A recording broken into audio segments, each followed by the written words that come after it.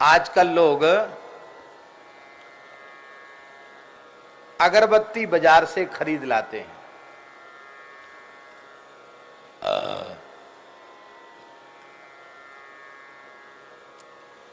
और अगरबत्ती खरीद करके उसको फिर ओम जय जगदीश हरे अगरबत्ती घुमाएंगे। उसमें भी खूब कंजूसी करते हैं। एक ही अगरबत्ती ले लेंगे और मान लो बीच में वो बुझ गई तो उसको दोबारा नहीं जलाएंगे, दूसरे दिन के लिए रख लेंगे। दूसरे दिन फिर उसी को चैतन्य करके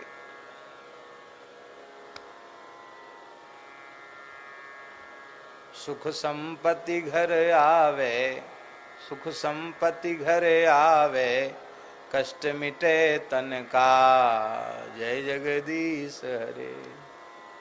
आरती बुरी नहीं, आरती तो बहुत अच्छी है, पर हमारे धर्म शास्त्र के अनुसार बांस को जलाना अत्यंत निषिद्ध है। बांस जलाने वाले का वंश उन्नत नहीं होता, निर्मूल हो जाता है। बांस जलाना मना है। और जितनी भी तिल्लियां हैं जो काढ़ी बनती है ना, धूप बत्ती, वो सब बांस की होती हैं। इसलिए ये अगरबत्ती बनाना, इसमें तरह तरह के घातक केमिकल मिलाना, उटपटांग चीजों का मिश्रण करके हिंदुओं को धर्म भ्रष्ट करना, ये साजिश है। इसलिए हमारी मानो तो बाजारों की अगरबत्तियां भगवान की पूजा में प्रयोग नहीं करनी चाहिए।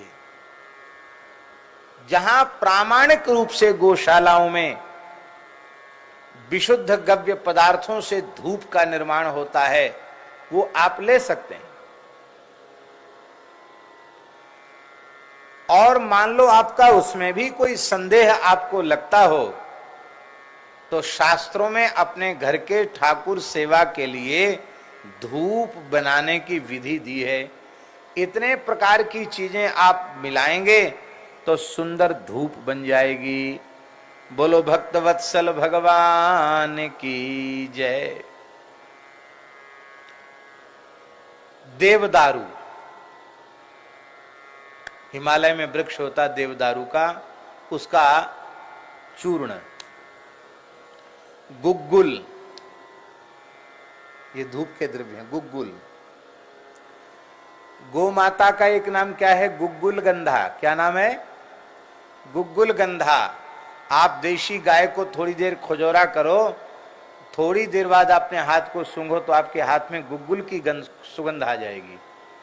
इनके श्रीअंग से गुग्गुल धूप की सुगंध आती है। इनका नाम गुग्गुल गंधा है। और ये देसी गाय में ही आएगी, वेद लक्षणा गाय में, जर्सी वर्सी में नहीं आती। और हमारे पुराणों के अनुसार वैद्य जी महाराज, गुग्गुल की उत्पत्ति सुरभि गाय, कामधेनु गाय के मूत्र से गुग्गुल उत्पन्न हुआ है।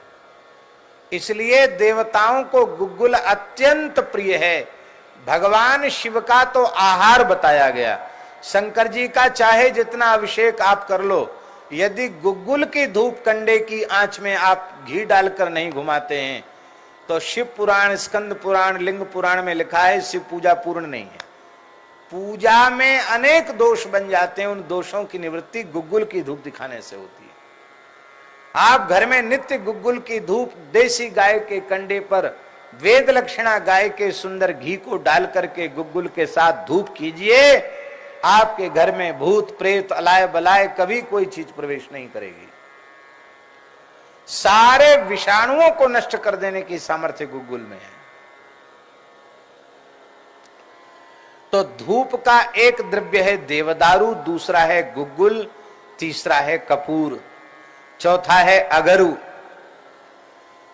तीसरा है देवदारू, गुग्गुल, कपूर, अगर, पांचवा है तगर, छठा है घी और सातवां है गुड़। कुछ गुड़ भी मिलाना चाहिए उसमें।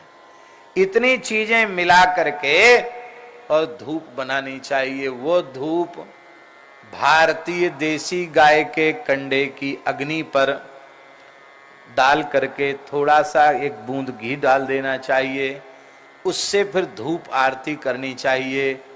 उस धूप की सुगंध ठाकुर जी की नासिका में जाती है तो ठाकुर जी तो राजी होते ही हैं। धूप आरती की सुगंध, आरती के बाद जो धूप की सुगंध आरती में खड़े भक्तों की नासिका में जाती है, तो महाराज जी स्कंद पुराण पद्म पुराण में लिखा है कि धूप आरती की धूप की सुगंध नासिका के माध्यम से जब भीतर प्रवेश करती है तो सूक्ष्म जो पाप की मलिन वासना है जिसके कारण पाप बनते हैं, उस वासना का सर्वथा नाश हो जाता है। तो मन में छिपे हुए सूक्ष्म पापों का नाश भगवान के धूप की सुगंध लेने से होता है। ऐसे ही सुनो, जैसे आरती लेते ना हम लोग ऐसे लेते हैं, ऐसी धूप आरती भी ऐसे ऐसे लेना चाहिए जिससे उसकी गंध हमारी नासिका में जावे। ये धूप आरती लेने की विधि है।